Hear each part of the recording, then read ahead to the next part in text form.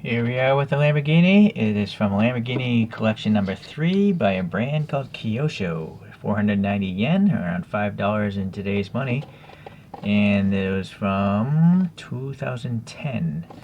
If you want to pause the video, there are the other cars in the collection. Okay.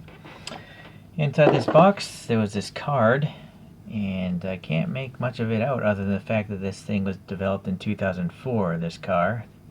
And I guess it ran up until 2010, or maybe this series, this race series, is from 2010. Sadly, I can't make out any of the rest of it, but here are the other colorways, or the liveries, I suppose you could call it. Alright. Came screwed to this base. I took it off already, and it was inside this blister pack. So this RGT version of the Murcielago was developed jointly with Reiter Engineering and Audi Sport, which makes sense, Audi being the parent company or Volkswagen being the parent company. Okay. But unlike the normal road car, this is a rear-wheel drive only, probably for racing regulations. And then it had a 6-liter V12 engine and making around 590 horsepower because it was running air restrictors. Okay, that's really all I learned about the vehicle. There's one more front view here. So the JLOC on the Kyosho box means Japanese Lamborghini Owners Club. That's what that acronym stands for. So we're talking about a bunch of rich Japanese guys running around in these things, racing around, having a good time. Alright, well, looking at this here, I mean, the wheels do look like the photographs, so Kyosho gets good credit there. The tires, they're okay. This one's a little messed up. I don't know what's happening. I think it's just old. You know, this model's 11 years old. This one, not so bad, but maybe this is starting to harden. Okay, well, still rolls, if that's important to you guys.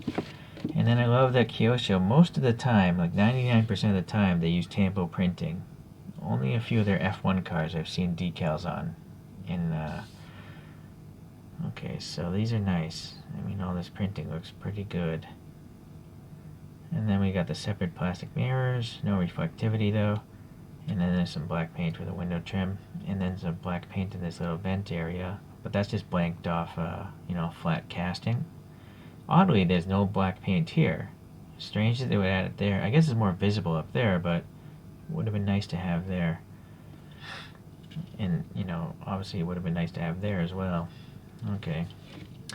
Going around to the front, what do we have? Seems to be some grille textures. I don't know if this is a separate plastic piece or if it's maybe just part of this bottom, which is made of plastic. But anyways, the texture looks good. And then the lights here, interesting. You got the yellow lens covers. And it's weird because there's a texture on them. I wonder if that's a decal on there. Why would it be textured? It's very strange. You can kind of see some indication of some sort of light bulbs back behind there. Oh, there you go, a little silver paint there, and I think this might be the clear plastic going into the casting. Okay, well, it's interesting, the yellow. A raised wiper blade there, painted black, and then tampo printed Super GT. That's this race series in Japan. Alright, so good graphics all around. Well, this is interesting. It looks like this is a seam. Yeah. Alright, so this white piece right here is made of plastic. This is cast metal, painted. So, yeah, there's a little flash sprue here. I'm not sure why they would have done that. Why would they make this a separate piece of plastic? Very strange. It makes no sense to me. Weird. Very weird. Okay, well, moving on. Black interior, there's a lot of molded details, but without a flashlight you can't see much, so I think I'm going to skip it this time around. Super chrome, very reflective.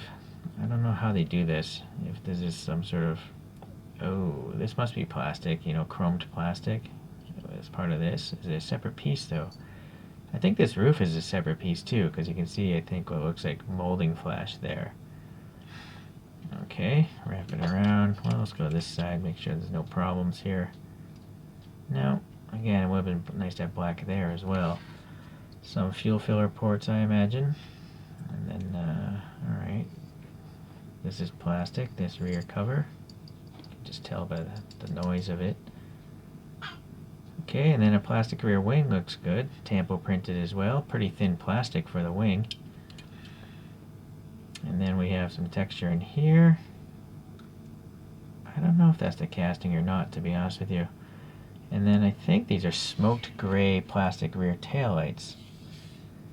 You can see behind this surface, what's going on? Yeah, there's some texture, some sort of molding shape going on, like a vertical and a vertical. But you can see the pick, it is out here. So it's some sort of translucent plastic, but it's smoked.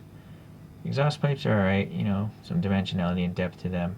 The Lambo printing is nice, all the printing seems okay. Some plastic strakes here that are part of the base pan here. And then it's running slicks as a race car would, but it's running also rivets, so modifying this is going to be tough. Or really, without drilling it, really tough. Here we have two other Murcielagos, the regular street versions. The black one is made by an extinct brand called CM's model.